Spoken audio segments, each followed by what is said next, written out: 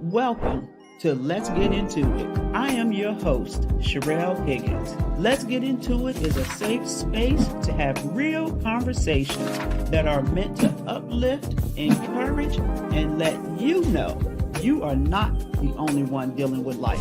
Each episode of Let's Get Into It is designed to provide illuminating and thought-provoking information on a variety of topics. In fact, no topic is off limit. If you would like to see a topic discussed, please feel free to make a recommendation. My special guest and I will have a great time discussing topics that the mainstream media wouldn't dare discuss. We will bring these conversations to you with an open mind, respectfully, from different perspectives, and most importantly, with love. Thank you for joining me and my special guest. Now, let's get into it. Hello, everybody. Thank you for joining me on my first Let's Get Into It with Sherelle Higgins. I am so excited, and I am already having a technical difficulty with Instagram, but don't worry about that. I'm going to figure that out in a minute. But in the meantime, I am so excited that you all can join me for the very first Let's Get Into It. Now, you can tell all of your friends that you were here for the very first show. Yes, I am just so excited. So let's go ahead and let's get into it, right? I am your host, Sherelle Higgins, and I just want to take a few minutes to share some information with you about who I am, in case some of you all don't know. My name is Sherelle Higgins, and I was born and raised with my 7 sisters on the south side of Chicago. I am a huge Chicago Bears fan. And as you know, the Bears will be winning the Super Bowl this year. Okay, we're not going to the Super Bowl, but if y'all believe what 45 say, the Bears winning the Super Bowl. So pay attention to my social media sites because I am going to be cheering my Bears all the way on. I left Chicago in 1984 to attend Virginia State University. And I went there and I graduated with a bachelor's in public administration. Also in 1984, I met the love of my life, James Higgins, affectionately known as Babe. Right? That is my man. I met him in 1984. I thought he was the finest thing going on the yard, and he still is. And he's a great man, too. James and I were married in 1991, and we have been together for 40 years. 40 years. Can you imagine that? They act like Black love don't exist in society, but Black love exists, and I am an example of that. We have 2 young adult children, affectionately known as the girl and the boy. And I worked for the federal government for 32 years. And in August of 2022, my husband and I both retired on the exact same day. And when I tell you retirement is the best thing going, believe that. I have dedicated my adult life to educating, inspiring, supporting, uplifting both men and women. And I intend to continue doing that through this show. In 2018, one of my sisters, Dr. Marcia Credle, and I started a talk show called Sisters in Company, talking about it. And one of the things I realized when we were doing that show is that I thoroughly enjoyed talking about it. It was such a great experience. And once our show ended, because of the pandemic, I kept getting asked 2 questions. One, when are you and Dr. Sharon, going to bring your talk show back? And 2, when are you going to do a talk show? And so because of Sharon and I's schedules, I decided that it was time for me to birth. Let's get into it. And so here we are, the very first show. Now, you may be asking yourself, what can I expect from tuning in and supporting this show consistently? So let me tell you what you can expect. You can expect Let's Get Into It to stream live every other Thursday at 6:30 p.m. Eastern Standard Time. Make sure you mark your calendar, get your reminder so that you don't miss it. You won't want to miss a show, because I promise you this show is going to have you laughing. This show is going to have you engaged. This show is going to have you as a special guest, cuz yes, I want you to be my special guest. And we are going to use this platform in a respectable, we're gonna have different perspectives, and we're just gonna have a good time. We're gonna talk about those things that, what, usually in our community, the average people community, we don't share information. And we're gonna change that with this show. We're gonna share information. We're gonna share all kinds of information. So if you have a difference of opinion, that's fine. But please know that if you are going to comment and participate in this show, you must do it respectfully, because the Lord is still working on me. So I am not all the way there yet. I've matured and I've grown. But one of the things I will not tolerate is disrespect. So please be respectful and share your different perspectives and plan to join in. Also, at the end of every show, you want to make sure that you stay to the end. And here's why. At the end of every show, I'm going to have a segment called What the Hell? And what the hell? I know you have asked yourself that a many a times about a lot of different things. And what the hell may or may not have anything to do with the topic that me and my guests will be discussing. So you want to make sure you stay tuned in to the end to listen to what the hell. You can expect Let's Get Into It to be a friendly environment. You can expect us to have some real hard conversations, and you can expect us to be here and be present and enjoy each other's company. As a friendly reminder, all opinions expressed on this show are the opinions of those offering those opinions. So you may have a different opinion, and that's fine. That's what we want. We want to be able to look at things globally and not in a tunnel. So please make sure that you share your perspectives. If you are on Facebook Live, Instagram, YouTube, I can see your comments. So make sure if you have comments, you have questions, you can put them in your chat on whichever platform you're using, and then we can go from there. Also, please go to my social media platforms and either follow me or subscribe, because the more we share this information across our common human being, the more we can impact how we move forward and navigate our lives. Now, it is time for me to introduce to you my very first guest, and she is Dr. Marcia Credle.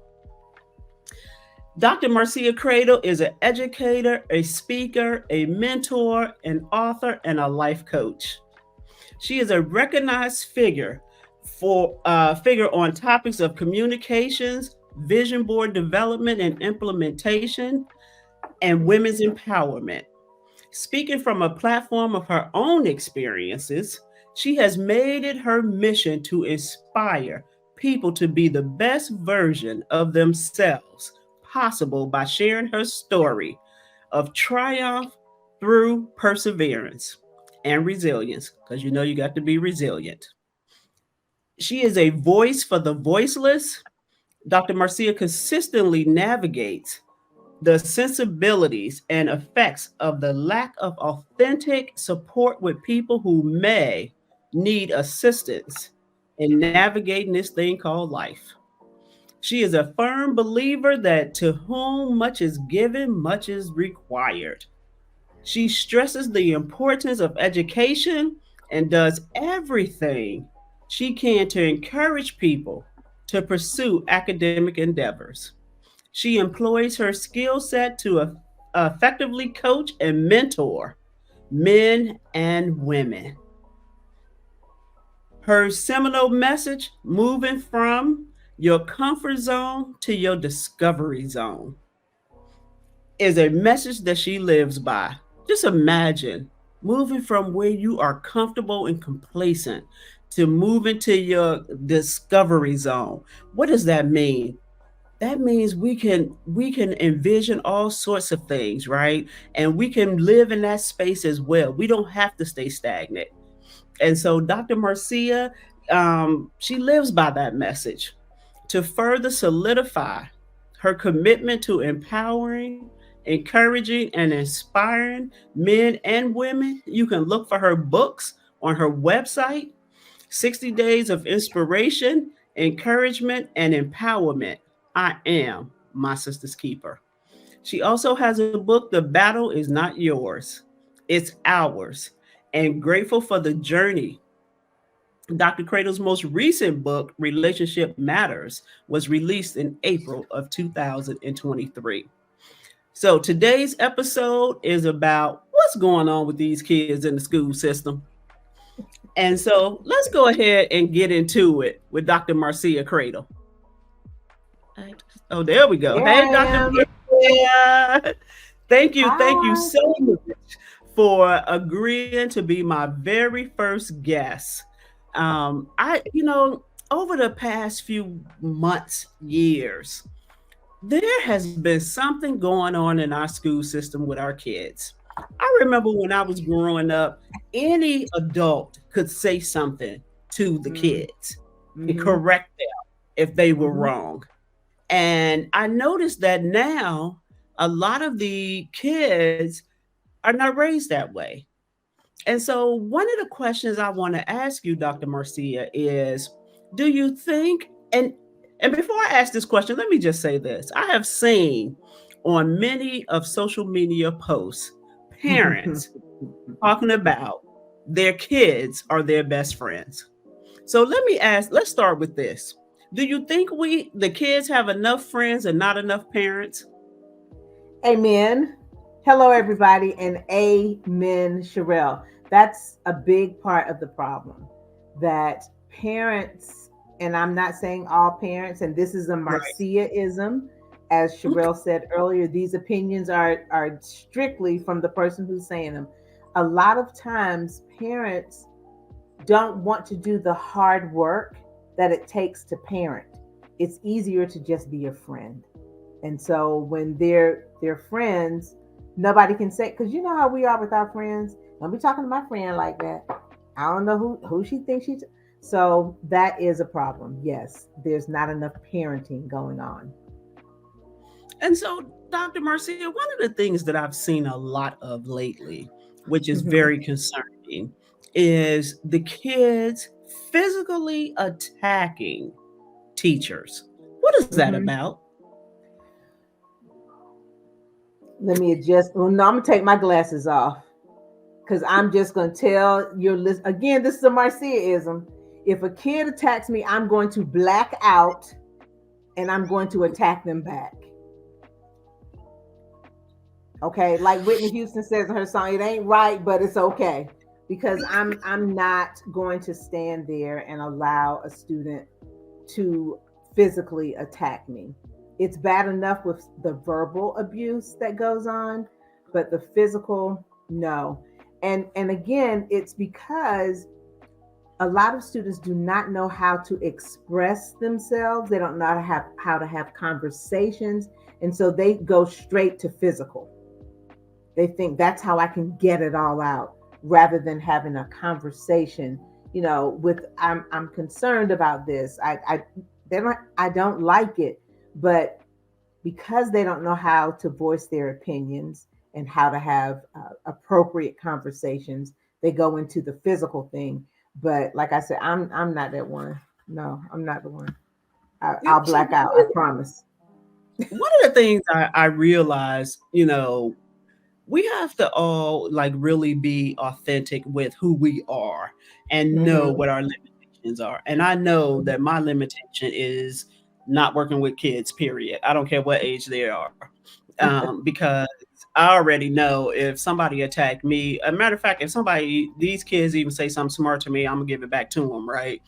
And Hmm. so remember growing up that if the school called my parents and said that we were misbehaving while my parents were on their job, like that's a no-no. But that doesn't seem to be the case anymore. And so can you No. talk to us about like the parents' reactions when you call them to say, your son or your daughter is doing X, Y, and Z?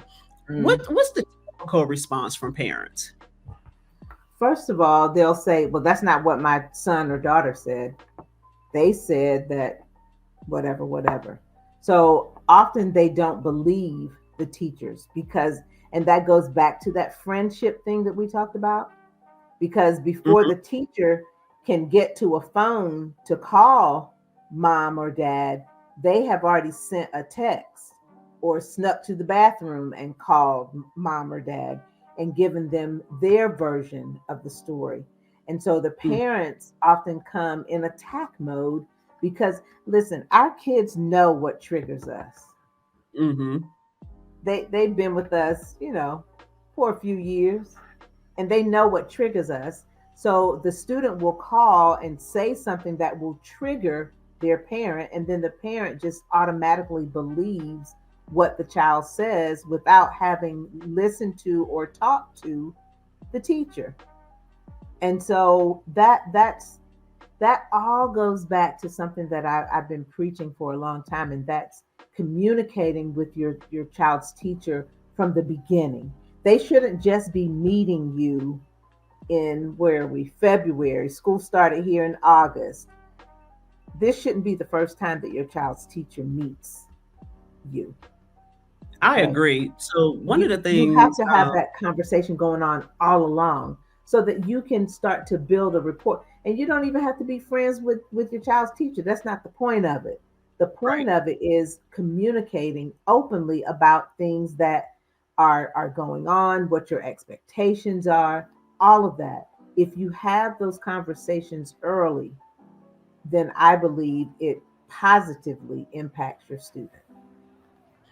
So one of the things I used to do when my kids were in school is I would go to that very first meet the teacher meeting, Mm-hmm. and I would have a conversation with the teacher, and it would go something like this: the girl or the boy is my child.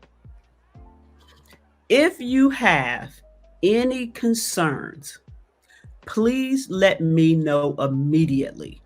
Do Mm-hmm. not let it go on. Don't let them slide, because you can't call me in February and tell me that this has been going on since September, because now Right. it's your problem and not mine, because I've already given you the green light to let me know Mm-hmm. ahead of time.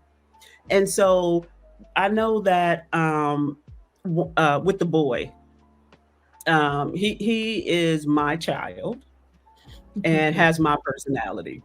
And Mm-hmm. so his biology teacher called me and told me that he refused. Can you imagine that? A kid refusing to sit in the seat that she assigned to him because he wanted to sit in the back of the classroom with his friends. Mm. And I said, say less. I said, what time, when the next time he have your class? And she told me, I said, great. I will work from home that day and I'll see you that day. So I go up to the school and I meet with the administrator and I tell her what happened.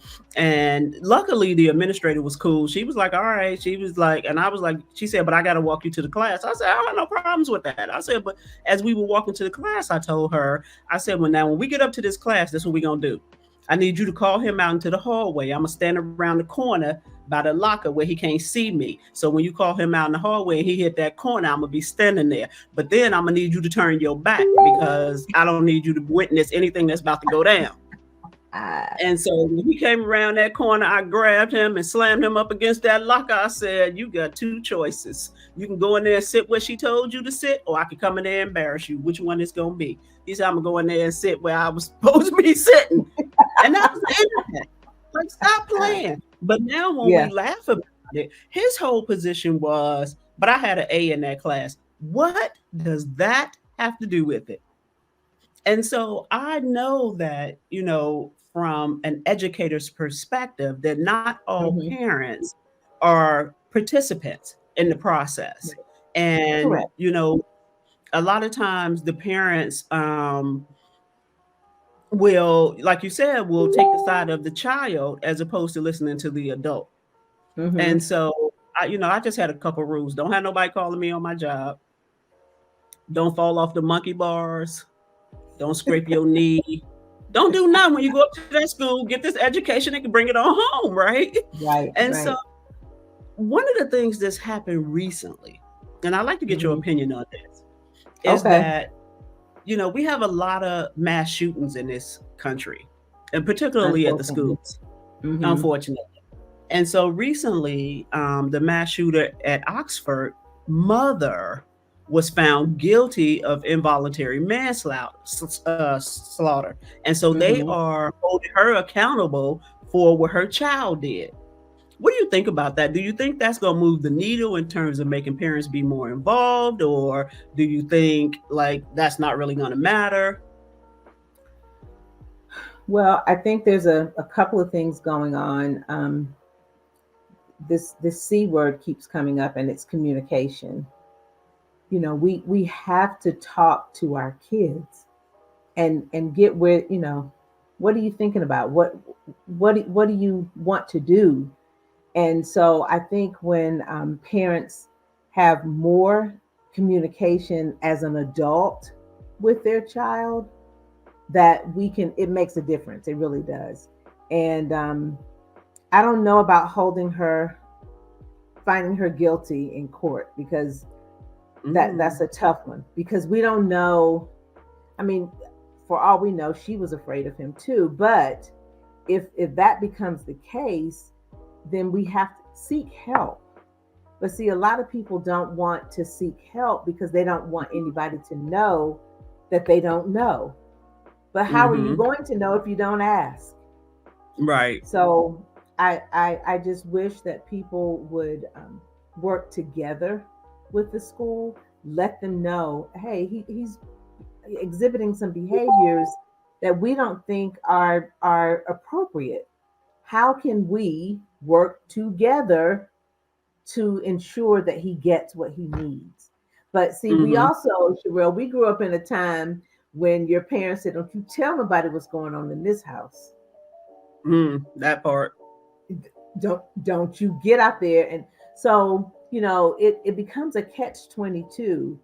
I'm not Mm. sure if the young man sought any kind of help at school. He did. I don't He know asked his about. parents multiple times to get him help. He asked Okay. his parents multiple times to get him help. He had it in his journal, and his mom and parents, for whatever reason, didn't take him serious or Okay, didn't then realize how severely his mental health issues were. okay, then that's different. That sheds a different light. If your child is, especially because you know how some teenagers, they're like, they don't want to talk to their parents, but if he's reaching out saying I need help, he too recognizes that his behaviors are not appropriate. So Mm. we owe it to our children to get them the help, the resource. Is I look at it like, if he asked for a tutor, would you have gotten a tutor for him? Mm. Yeah, that's So true. That's a good point. yeah, and there are resources out there that can help. I don't know if they didn't have health insurance or whatever, but there are Mm. resources out there to help with that. So we just have to be willing to talk about it, and not be, I and it's hard to do, but and not be embarrassed because we have to ask for help. There's nothing mm-hmm. wrong. Well, one of the things, when you talk about asking for help, um, you know, a lot of people don't have the resources, like you said. They probably don't have health insurance that covers counseling or Hmm. therapy. And specifically as it relates to the African American community, it's taboo to get help, Hmm. right? It's taboo to Right. say something going on with me and Hmm. I need to talk it out with somebody. Hmm. Instead of us doing that, we tend to bottle it up, particularly Black women. We bottle Hmm. it up, and because we're viewed as super women, and we think we can handle it all, and we, have so much pressing on us that we just Mm-hmm. try to navigate the day the best we can. And Right. so as a parent, I've been in situations in this with the school system where I'll never forget this. When my son was in the second grade, the teacher was saying that she was having behavior issues with him. And I know he don't Mm-hmm. have no behavior issues at home, so I don't know what's going on at the school. And Mm-hmm. so we go to the parent teacher conference, and I take him with us because I Mm-hmm. want him to hear what the teacher is saying. And when Mm-hmm. he said to me at the age of 7, she don't respect me. She was a Caucasian young lady, young black boy. That spoke volumes to me. And Mm-hmm. I backed up. And I was like, okay, well, you up in here doing something that you don't have no business doing if a 7-year-old is saying you don't Mm-hmm. respect them. So it's not Mm-hmm. always on the kids. Sometimes, just sometimes, it's the teachers.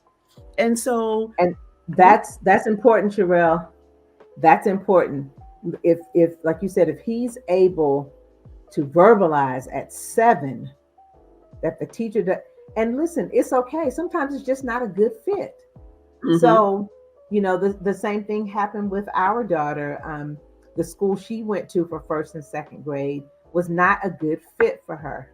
When she changed to a different school in third grade, she started to thrive.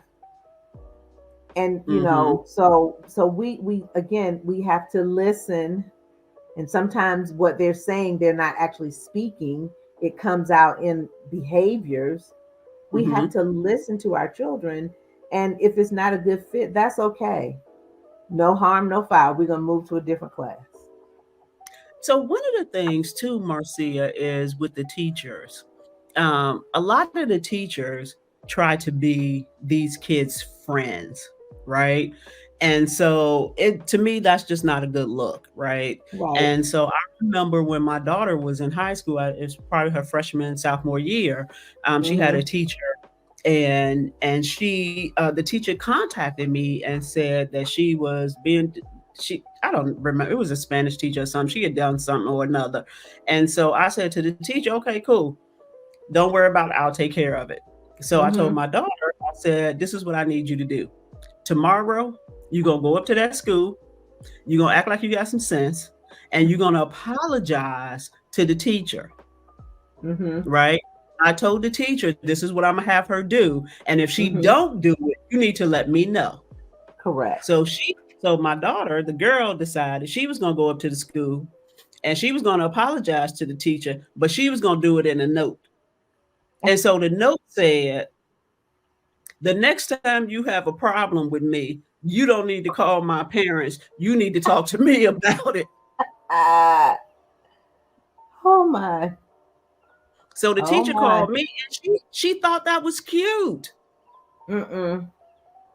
I was Mm-mm. like, okay, well, you the problem then. Because if you thought that was cute, I would have been highly offended if somebody's child Right. was talking to me like they were grown. And Right. so sometimes it is the way that the teachers interact with the kids. Mm-hmm. And so when the teacher thought it was cute, I was like, okay, well, whatever. I ain't, But and see, the other it continues to be a problem then, because she, the girl, we're gonna make her nameless. We don't want to call out names. We're protecting the right, innocent. She thought that they were on the same level. she did. So she said, well, I Absolutely. can just write her this little note and we're gonna keep it pushing, rather Absolutely. than rather than going to her face. And the teacher, in my opinion, again, this is a Marciaism, should have said, this is not acceptable. We need to have a conversation. And it was like she slid it on her desk. She didn't even like give it to the teacher. She like slid it on her desk and went on to the next class. I was like, what? But the teacher Yeah, thought that no. was cute. I was like, well, I don't think that's cute because that's not how I get down in my house.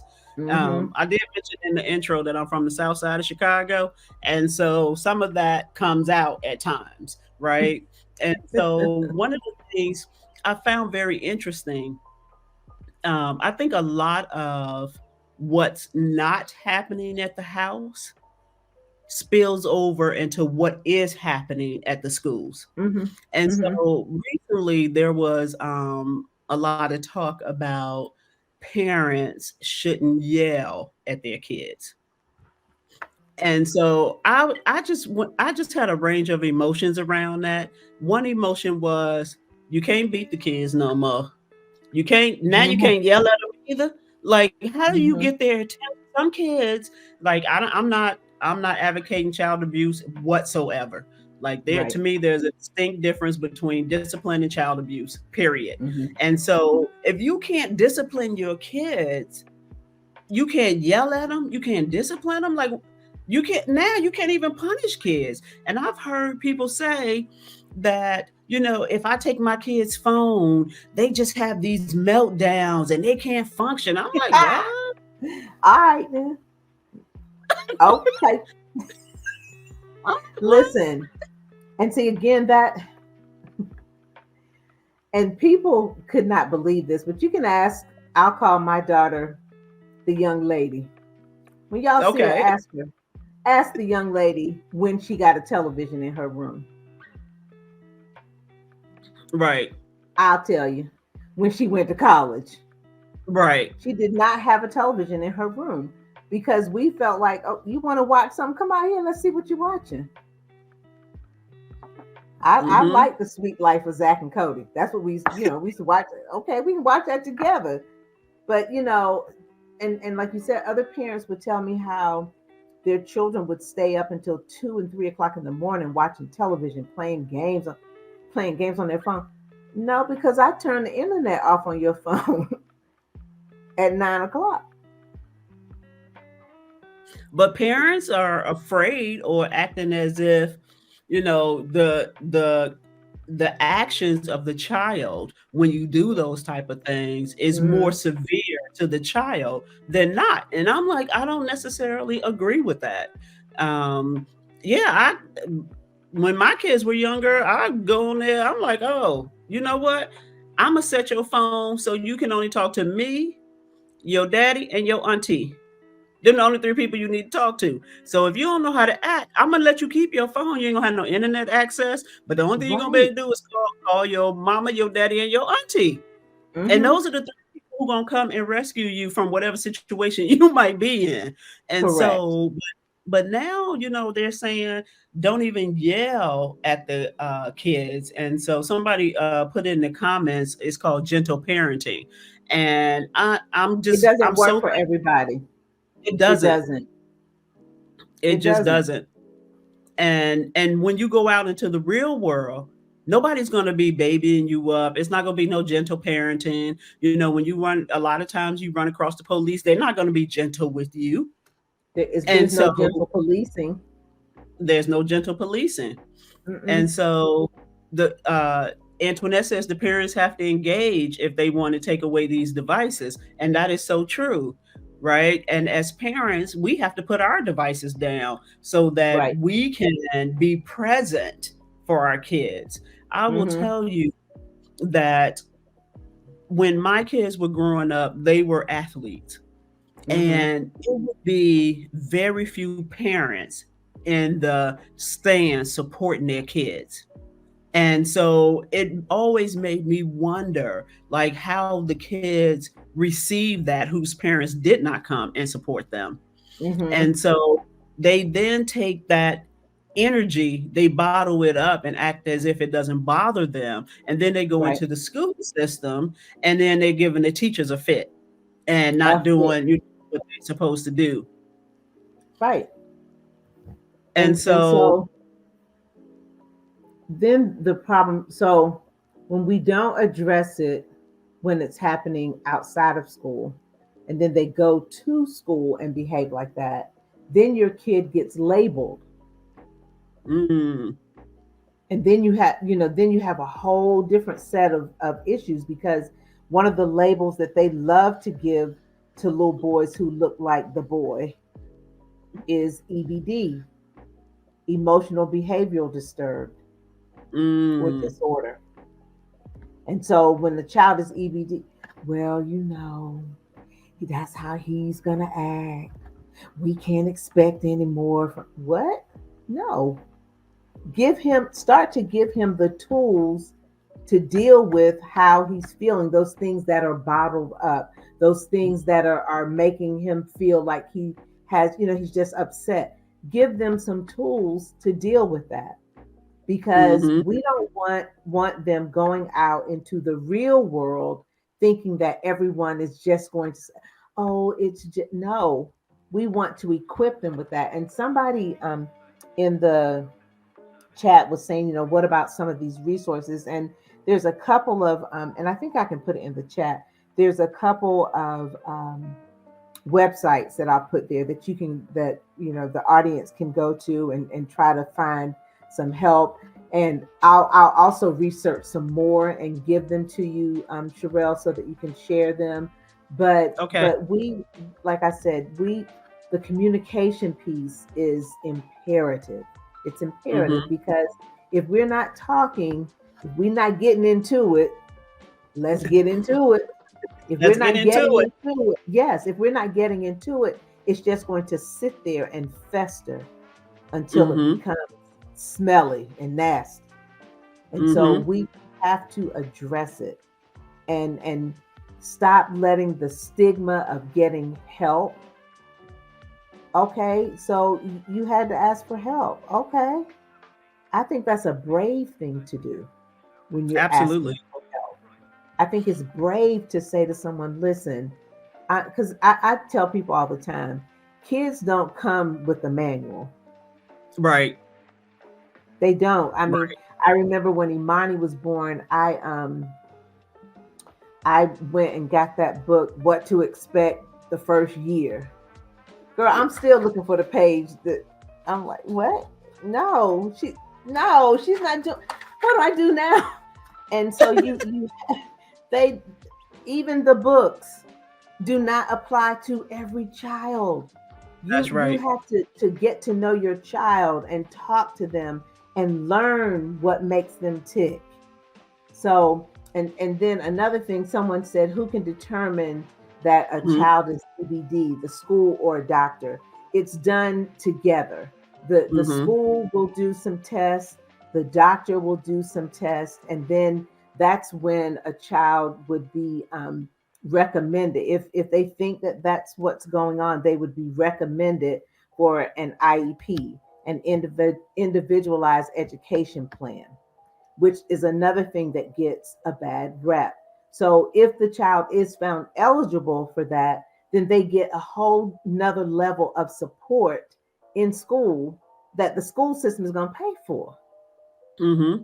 So your child could be getting some therapy that the school system is going to pay for. But we have to get away from that. Oh well, he does have an IEP. Okay, let's teach him the strategies to deal with his anger.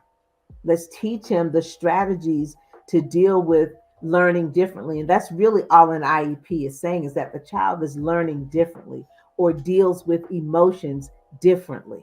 We just have to figure out how we can support them and make sure they're getting everything they need, because we want a well-rounded kid. Nobody wants like this robot kid. Nobody wants this kid who's always jumping. So you want to Mm-hmm. make sure they're well rounded, giving them the support, the tools, the strategies they need to be well rounded. And I would also say get an advocate, right? If your Yes, child is having some issues and the school is talking to you about that, get an advocate, because if that's not your line of work, you don't know what questions not to what to ask. If you don't know, correct, you don't know. And so having correct. an advocate is very important. Somebody who can Hmm. go in there and talk the talk. And I will tell you, when my daughter was in the third grade, she was at this predominantly white school, Hmm. and I don't know what the heck happened, but the teacher called me and she said that she wanted to have my daughter go talk to a speech pathologist Hmm. because she seemed to have a trouble pronouncing certain words. Mm-hmm. And she was like, so I just wanted to make sure it was okay to send you the information. So I said, yeah, okay, send me the information. She sent me the information talking about welcome to special education. I said, what? And so I looked through the stuff and I was like, something about this don't feel right. And so I asked the girl, I said, well, what happened at school? She was like, oh, they sent me to talk to the speech person. And I was like, well, what did they ask you? She said they asked me to say Sally, Susie, Supperware, like a whole string of S words. I'm like, who talks like that? And they wanted to say that she struggled with that, right? And so little did they know, my sister, special education teacher, special education administrator, PhD, like they didn't know that, right? And so I was like, okay. So I called the teacher and I was like, look, you sent me this information. I said, never once did you say to me that we want to put her in special education. She was reading above grade level. Her math was above, like everything was above grade level. But you want to put her in special education because she couldn't say a string of S words. And so I was like, okay, well, we need to have a meeting. So me and my husband go up to the school and we in the room. It's the two of us and it's like six of them. I said, On the oh, other y'all side of the table while on they the other sit side. there and like you're in court. Yes. And that's not how So it's supposed to be, Sherelle. well, hey, I'm from Inglewood in Chicago. So I was like, hold on. Before you say anything else, let me get my advocate on the phone. Mm-hmm. And I called my sister on the phone. When she got through with them, they forgot they even wanted her to be in special education. She was like, well, how is this impacting her academics? They was like, it's not. Well, how is this impacting this? Oh, it's not. And she told them up. And then that was the last I heard of it. But who sits around and have a conversation that only thing you say, the only words you use start with the letter S? Where do they Right. do that at? And so I after can't even that, think of enough S words to. you know what I'm saying?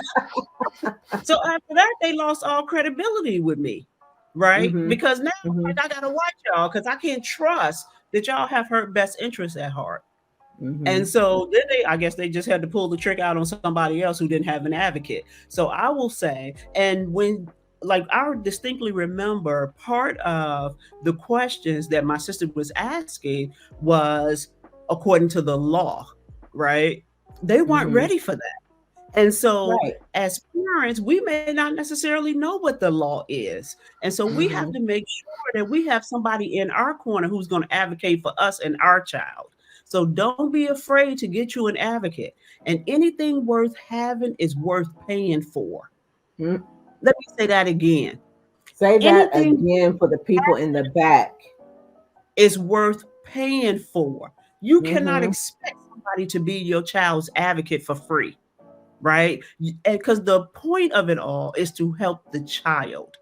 Mm-hmm. And so don't be afraid to, get an advocate. Somebody said, let me see. Hayama said they ambushed me like that too. I would ask Dr. Cradle about certain things I was unsure about. So Yeah. absolutely. And Sharon said, I think we are talking accountability for parents and children.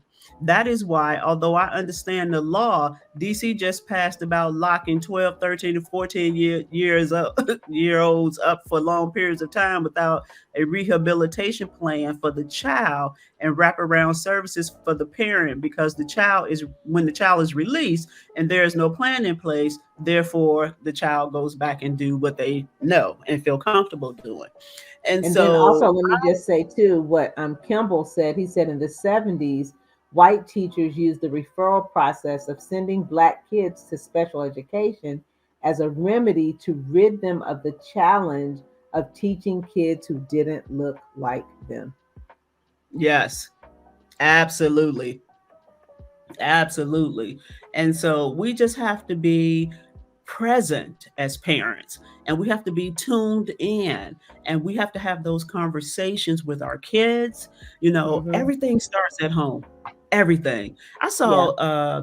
on social media the other day. It was a little girl. She was probably, I know she was less than 5, Hmm. somewhere between 3 and 4. And her mom was talking to her, and her mom said to her, "Bye, Felicia." This little girl said, turned around and looked at her mother and said, "Bitch." And the mother started laughing. Mm. Now, I see all sorts of things wrong with that. First of all, why would you even post that? And second Yeah. of all, what did you think was funny about that? And third of all, this is the child you're going to send into our school systems and then into the workplace, thinking that Hmm. that type of behavior is acceptable. And okay. Yes. Okay, And then that's the one that wants to fight the teacher. that's the one that want to fight the teacher. Yeah. And so like you said, we have to parent our children. And if and here people get offended by this, and I'm not trying to offend anybody, because like I said, kids don't come with a manual, and even Right. the manuals that they tried to put out, it doesn't fit all kids. But if you know that you are lacking in the parenting skills, take some classes. There are online classes. A lot of churches offer classes that you don't have to be a member of the church to take the Mm-hmm. classes. There are people out there who are offering parenting classes, and so it's just like anything else you want to do. When we got ready to drive, although we thought we could drive because we saw other Mm-hmm. people driving, we still had to learn, we still had to practice. So Mm-hmm. taking some parenting classes, reading Google, there's nothing wrong with that. There's nothing wrong with that. Asking other people who you've seen, raise kids, and most parents, and I think Sherelle would agree, most parents will tell you, I didn't always get it right, but I tried this. Maybe this will help. And so, Mm-hmm. it's not about judging people, but it's just, again, providing the resources and the support, because raising kids is hard work. Mm-hmm. It's hard work. So, don't feel bad about asking people about, hey, I need some help. And the other thing too, a lot of parents say, I don't want my kids to be afraid of me. I do, I because do. that is going that's going to stop the name calling. That's going to stop the attacks. Listen, That's going Sherelle, to I stop think you the respect. you you hit the nail on the head, and I think two things when you talk about being afraid. And people laugh. I tell this story. People who knew my mother was an educator for over 30 years. She was just now she now in her classroom, she didn't play. Okay. Margaret was old school, but she was the same way at home. She's like, I ain't playing with y'all. Y'all not my friends. I'm not And one of my your brother and I, friends. I'm not your look. I think she coined that phrase. We need to go back and see. But anyway, she went and look. And so for all the people who know my mom, yeah, by the time a lot of people met her, she had got saved, but she wasn't saved all her life. And when she wasn't saved, my mother used to drink coffee and smoke cigarettes like Mm, crazy, right? And whenever we did something that we knew that we were getting ready to catch it, was when she would double tap that cigarette. She would take a long Sherelle. I mean, it would be like, golly, how much what she got in her lungs? She would take a long draw and she would double tap that cigarette. And we knew then all hell was getting ready to break loose. And so you have to have some level of your child knowing, I can't cross that line. mm-hmm. And if I do Absolutely. dare to dabble my toe across that line, I can expect quick and harsh consequences. When we were growing up, my mother, like, she worked, so if she was tired and somebody had done something that they weren't supposed to do and it deserved physical contact, and she Mm-hmm. didn't feel like it, she would say, "Go put it in the freezer." And you literally had to walk over to the refrigerator and Uh-huh. open the freezer and put that Mm-hmm. behind whooping in that freezer, and don't think she gonna forget about it. Because the She's next not gonna forget. time something go down, she gonna have you go to that freezer and pull it out, because now you're getting ready to get double jacked up. So, and people think that if your kids are afraid of you, that they won't talk to you about certain things. Like, your kids will still talk to you about things because kids want structure, right? They do. Kids want discipline. And so Mm-hmm. they want to know what the boundaries are. And Yes. so you can, like, not everything deserves physical aggression, right? Some things you Mm-hmm. could talk your kids through. I try to talk my kids through it the first time. But I Mm-hmm. know that either one of y'all are slow. So if this thing reoccur, I don't need to talk to you about it no more. We already had that Right. conversation. But Right.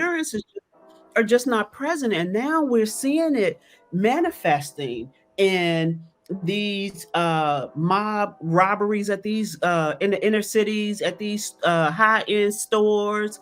It's just manifesting itself in so many ways. And society got us afraid to parent the kids because the kids will call CPS on the parents or call the police on the parents. Now, I don't really understand that concept because I'm like, you're not going to use no phone that I pay for to call nobody on me. And if you press 9, I guarantee you the 1-1 ain't going to happen. And if you manage Listen. to get the 911 out, by the time they get here, this is what I tell my kids. You the one they gonna take up out of here. Cause when they take me down to the station, I ain't got no record. They gonna let me go on my own recognizance, and I'm coming back here to my house. Where you going? Mm-hmm. That's what Kim, well, the young lady, he told her that because she, one time she said, I'm going to call 911. He said, go ahead. He said, me and your mama, our life is not going to change. Yours is. Right. Absolutely. So, Absolutely. yeah, So like, when yeah. when we don't have boundaries at home, Mm-hmm. we those kids take that into the school system. And Mm-hmm. then parents expect the teachers to be able to do something with the kids that they can't do at home. And I don't understand that. I'm just like, they're there to teach them education, ABC, 1, 2, 3. They're not there Mm-hmm. to be the disciplinarians for your child. Mm-hmm. You should do that at home and set the Right. boundaries at home. Right.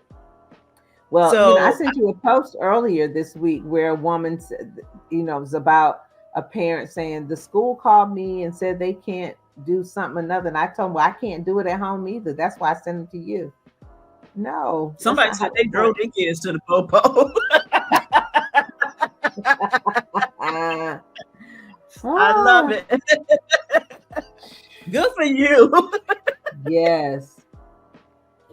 Yeah, Mm-mm-mm. it's amazing. So, Marcia, let's talk about the impacts of the pandemic on the kids' academic learning. Like, where are they at? Are the schools being given resources to help these kids catch up? Like, what's going on? I'm just going to shake my head because our children, many, if not most of them, are between 2 and 4 years behind because for that 1 year of them having to teach themselves and even though the teachers were online with them, it's just different. And so and then they also didn't have to be online all day like a school day. So they Mm-hmm. could pop in and out, and so it has really set our children back. um, Mm, and there are resources out there, but because the children didn't have to the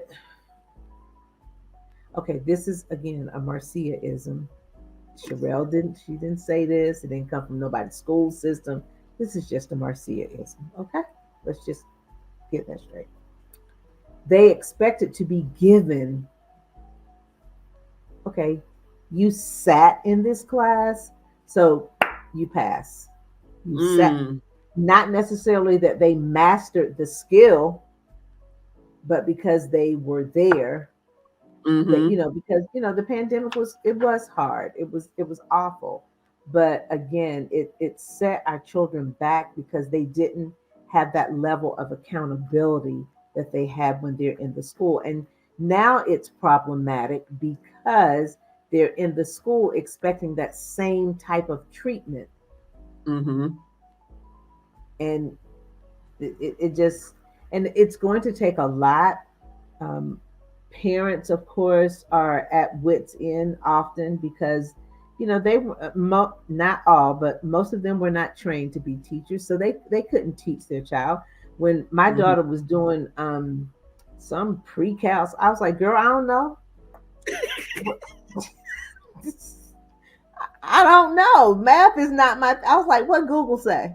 And Right. just see what I, I don't know. So she really had to teach herself that math because I Mm-hmm. just don't know. And I imagine that there were plenty of other parents in that same boat, like things that, and even the way they do math now, that's that new Right. math, girl. I don't know what to tell you.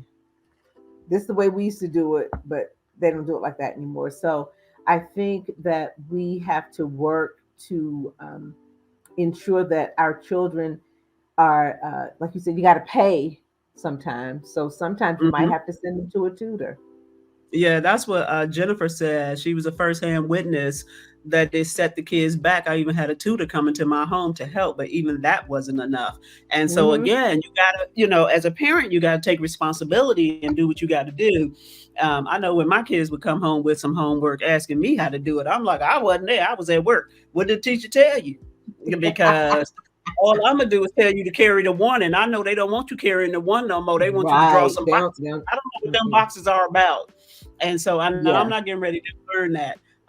George said it's different because of that grading scale. When I was in school, a 74 was an F. Now it's a B. We are passing kids without the knowledge they need to survive. Wow. Yes, Wow. and that is so true, right? Like the kids, they can get like a 60 and it'll be a D, and I'm like, what? And so, I know with my daughter, she was really good about her grades. My son, he was testing the boundaries. He didn't understand why C wasn't sufficient, and I'm like, bruh, they said you were gifted and talented. You better not bring no C up in here.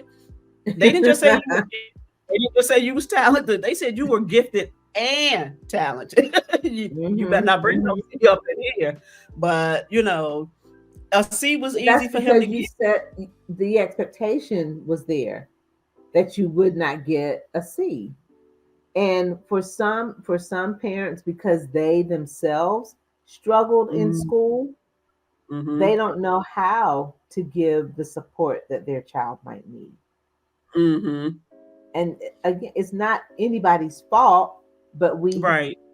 we have to ask for help when we need it. When you see, most school systems now have it so that you can go into some sort of system and see your child's grades almost immediately. Whereas you know how it Mhm. was when we were in school, you had to wait, be on So the pins and report card needles, came. wait for that report card, praying that that last test push you over the edge. But now, parents can see it. So as parents, if you, and I used to tell the young lady, your week, what kind of weekend you're going to have will be determined by what I see when I open that portal on Friday afternoon. Mhm. I used to watch it every day, girl. I was addicted I to it. gave her till Friday. I said you got from Monday till Friday to make it right, whatever it is. But And when I open that that thing on Friday, it better be right. one of the things that drove me crazy was the teachers wouldn't put the work in the system timely. And that's Drove me not fair. crazy. It's That's not not fair fair. because I'm Mm-mm. around here like, you got how many missing assignments? And they Mm-hmm. like, nah, I need that. I'm like, this don't say that. Right. Now they probably went and turned it in the next day, and because they probably did have a missed time. I know the boys stayed with the NHI. So, but a lot of times it turned out that the teachers just weren't putting it in the record book timely, and so it was impacting their grade. And And so I that's not fair. That's not fair right, at all. That's not fair at all. So it's not as educators, we have a responsibility to grade and enter things in a timely fashion, because like you said, what happens, it could either push a student up to an A or down to an F, just mm-hmm, because you know the grade wasn't entered. And so and I'm an educator, we as educators have a responsibility to grade the assignment and enter it into whatever mechanism your school system uses in a timely fashion. Now, of and course, students often now, because they have this thing for instant gratification, they take a mhm, test at 7:15 and they want it in the grade book at 7:16. right. Don't quite and work and like and that. and they take that mentality into the workplace, Mm-hmm. right? That gratification. They don't want to learn a job, work their way up. They want to come in and be Mm-mm. in charge. And I'm like, Right. but you don't know nothing. What you gonna be in charge of? That's Right. that instant gratification. I'm like, you can't be my boss. You just got here. You don't Right. know a thing. Right. But the younger generation, that's that instant gratification, that sense of entitlement, and the lack of parents explaining to the child, Mm. right? What to Right. expect when you go into the workplace, what to do, what not to do, what's acceptable, what's not acceptable. And so Right. we as parents, we like to say, and I know I'm guilty of this, at 18, but you never stop being a parent, right? You just become a No. different type of parent, because Mm-hmm. parenting young adults is very different than parenting elementary school kids. Right. And so you have to parent the young adults in such a way that they understand what's acceptable in the workplace. I saw my daughter post on social media the other day about how people come into her job looking. She said, and I'm just scared to come in there with some red hair. And I said, very good. Yeah. Because you're working your way up, and the last thing you want to be judged on is your Is your appearance. appearance Is correct? your appearance. Oh, okay. Now you done stepped in the beehive, because that's one of my things. Whew. Another Marciaism. Okay. Come to school. I shouldn't go to school looking like my students. Mm. I should listen. You know, I got ripped jeans. I got some cute jeans. But I Mm-hmm. should not be wearing them to school. I don't have crop tops because that ain't my thing. I But do. still, because I'm like, If I because ain't coming to I work. threaten the kids. Listen, I threaten the kids. I'm like, if you want to see something, I'm gonna wear a crop top and I'm gonna show you something. Okay, you want to see, since you want All to you gotta do see is tell them this everything. your future. This, what? But it's like, as a professional, and educators want to be treated as professionals. Don't come in there. If there are any future teachers on this podcast, don't go to work with a shirt that looks like you slept in it. Mm. Your hair, you know what bed hair look like. Mm-hmm. Go. The Dollar Tree got brushes all day long. You can have a brush Your in your pajama car, pants. a brush Your comb in pajama your car, pants. huh? I said your pajama pants. Your pajama. Come on, and people are like, well, why can't we wear? Because it's not professional. Don't do that. Because all you're It doing is ain't showing the right. kids that when they go into the workplace, they can go in there looking any kind of way. Exactly. That's all you're And showing then them. exactly. You shouldn't come in with your grill in at school. Say that for the weekend. Not the grill. The grill. You come in there with a scarf on your head, baby. Listen, you knew Friday night when you took them braids out that you had to go back to work Monday. You Right. had from Friday night till Monday to do something. Again, you can get gel, slick that stuff back, put you a piece of you know where to go to get that piece of hair to have your hair. You have your nice sleek ponytail on the side. You know where to go to get that hair. Get you some hair. Do something, but don't come in there looking like a ragamuffin. Don't do that because, like you said, you're an example. The kids look up to their teachers, even though, again, sometimes they can't verbalize that, but they look up to Right. their teachers.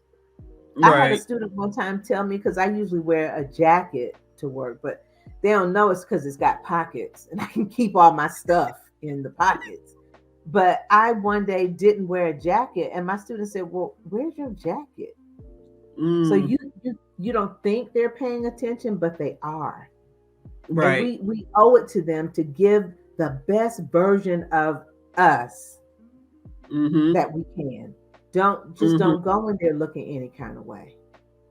And So I when I was in the workplace, I was part of the leadership team, and I felt the same way about coming into the office, right? And then, at some point somebody came up with this idea about dress down Fridays. And so I would say to my team, so what work are you doing on Friday that you're not doing Monday through Thursday? correct. So what is this dress down Friday thing about? Like, no, you at work. You could dress down on Saturday and Sunday. Don't dress down And on if Friday because you gotta come into the office. you got leave, you can dress down on Saturday, Sunday, and Monday. Take your leave Right. and dress down that day too.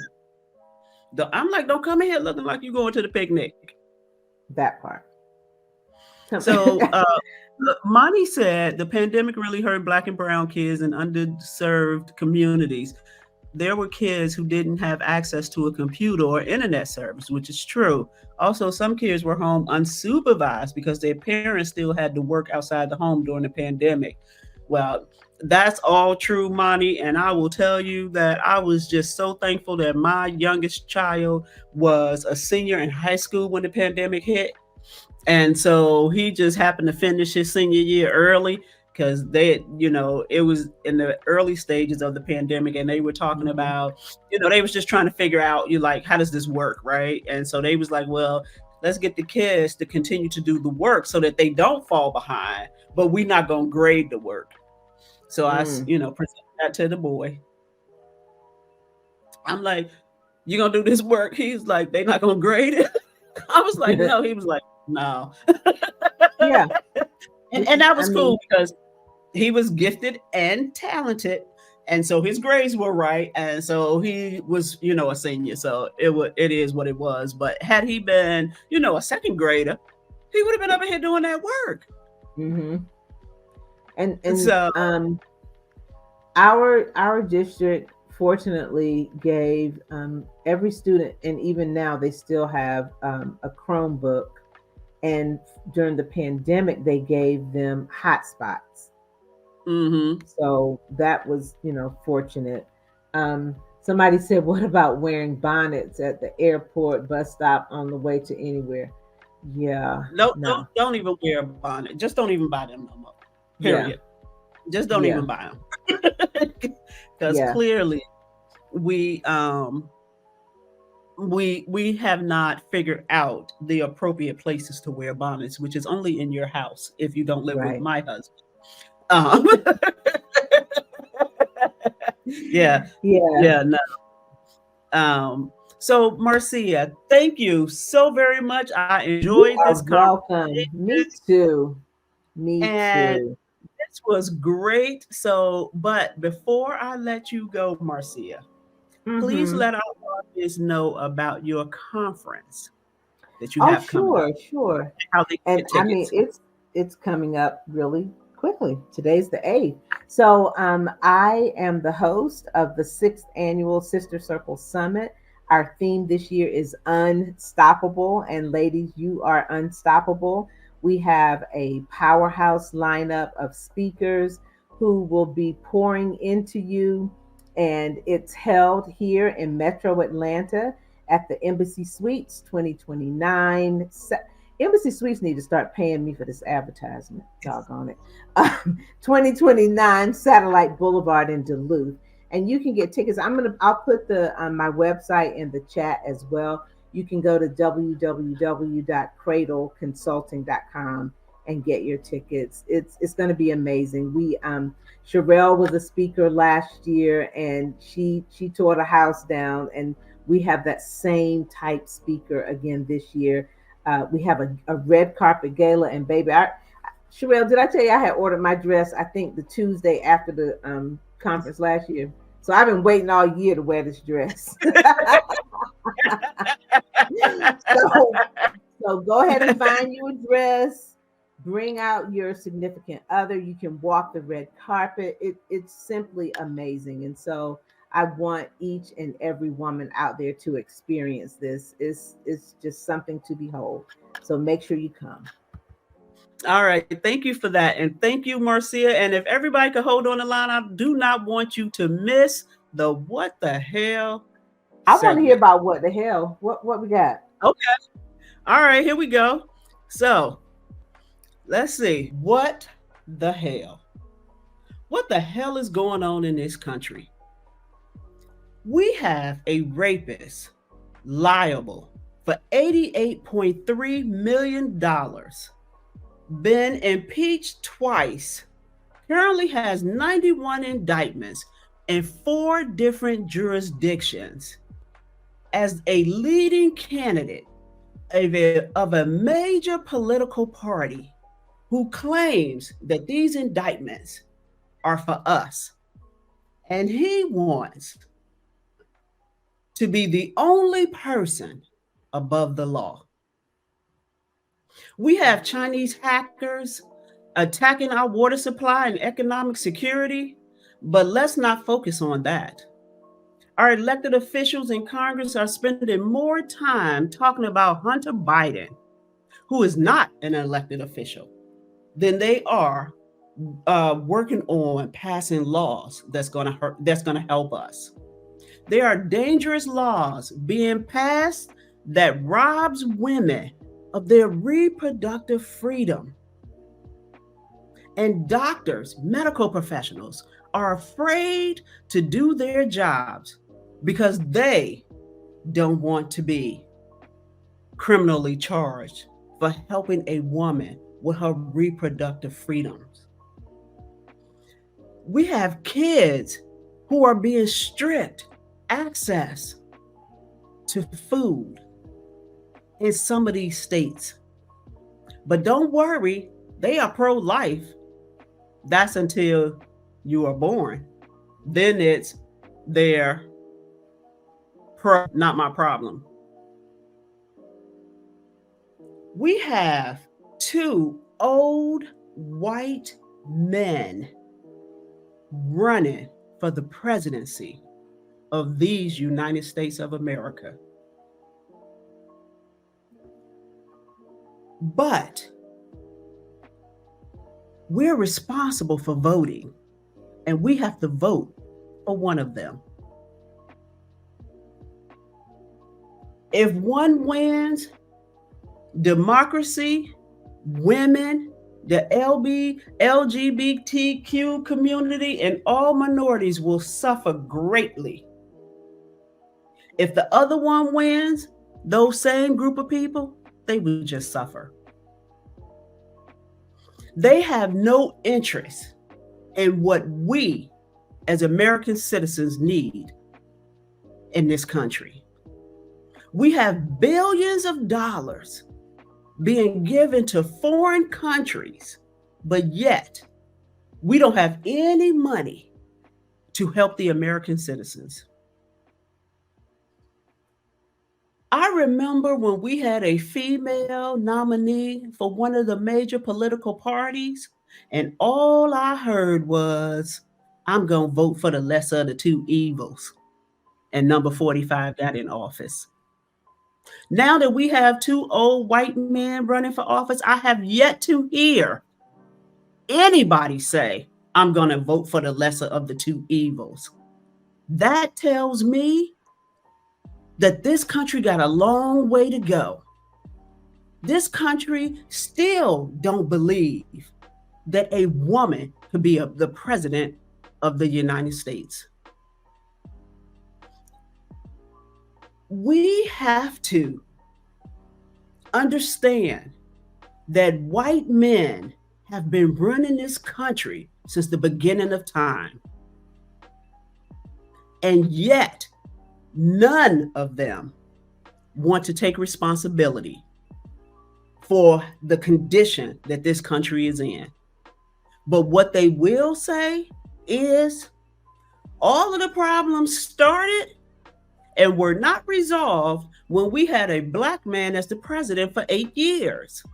Forget the 200 years that came before him and the 12 years that came after him. Nobody cares about that. But they want to blame the black man for the troubles of this country.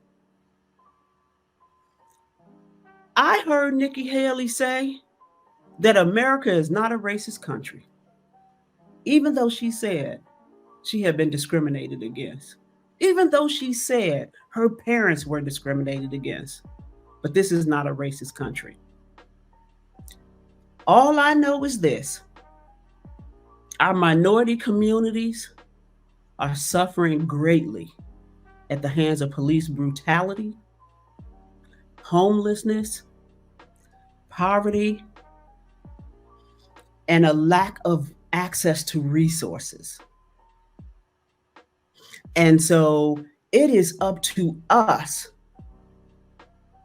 to take our heads out of the sand, stop falling into the trap of what some media is saying, and make an informed decision. Do we want to suffer greatly or do we want to suffer?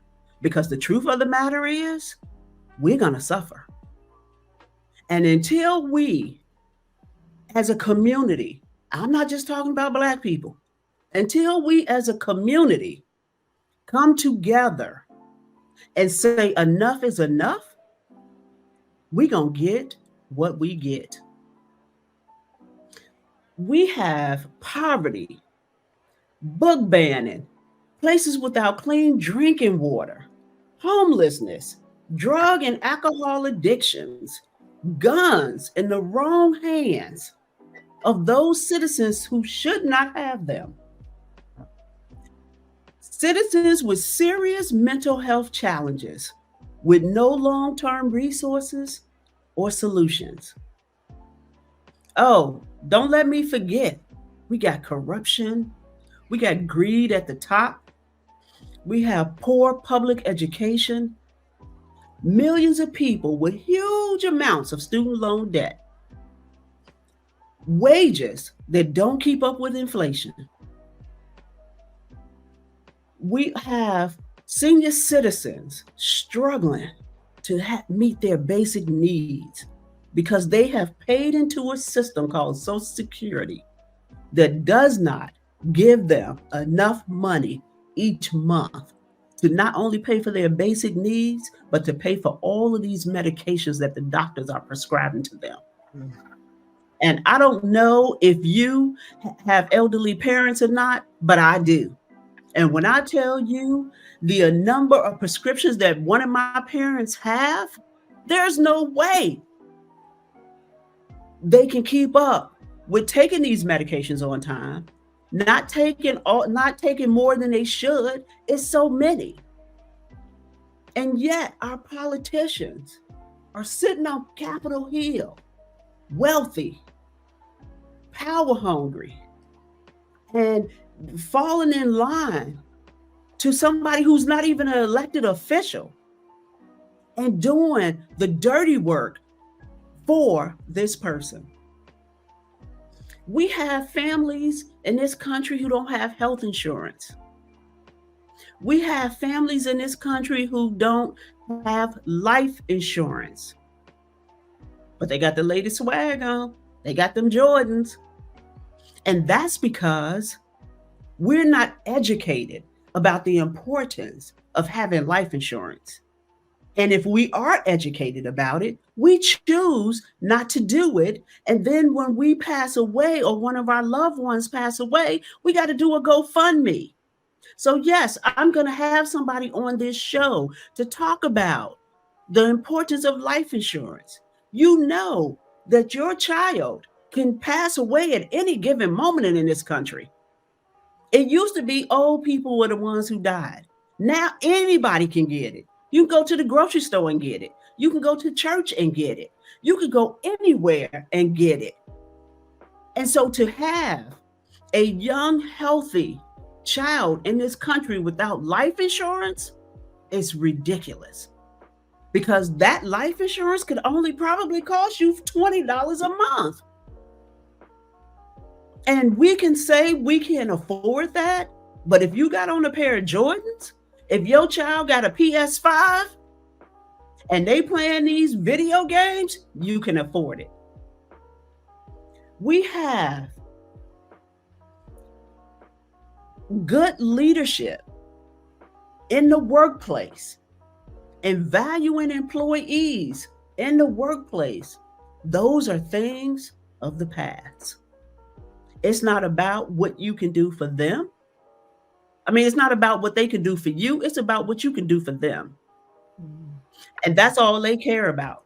And the minute they find you disposable, they will dispose of you. And yet, as individuals, in a lot of cases, we give these jobs our all. We don't set ourselves up to be able to walk away from these jobs when they don't show that they appreciate and value us. And so one of the topics we're going to talk about on this show is, how do you set yourself up so you don't have to work until you're 70 years old? Because that's what one of the parties are trying to do. They're trying to change the law so you have to work till you're 70 so that you can only get 2 years from the Social Security system.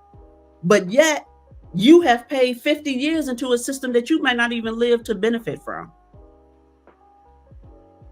So I will leave you with this. We supposedly have a crisis at the border, and yet some of our politicians voted against a bill that would help in some shape, form, or fashion. Some of them said it's dead on arrival. They didn't even read it. That's how much they care about the American people. They didn't even read it. It's just dead on arrival because somebody who's not an elected official is pulling the strings. They don't care about you. They don't care about me. They don't care about our votes, but they will care if we vote them out. But we won't do that. You know why? Because we go with name recognition. We go with who these people been in Congress for 75 years. They don't care about you. They care about the power. And so we, as the voters, we got to make a stance. We got to say no more. We got to say we want term limits for Congress. We want term limits for the Supreme Court. The president got term limits. Why wouldn't everybody else have term limits? We need people like you and me to get involved. And let's get into it, right? Let's talk about it. Let's really have the hard conversations. We have the few controlling the many. So I will ask you again, what the hell? Thank you for tuning in to my very first show, Let's Get Into It with Sherelle Higgins. I appreciate your participation and you hanging in there with me. I will see you again on Thursday, February 22nd at 6:30. Let's get into it. Have a great night. Thank you for joining and participating in Let's Get Into It.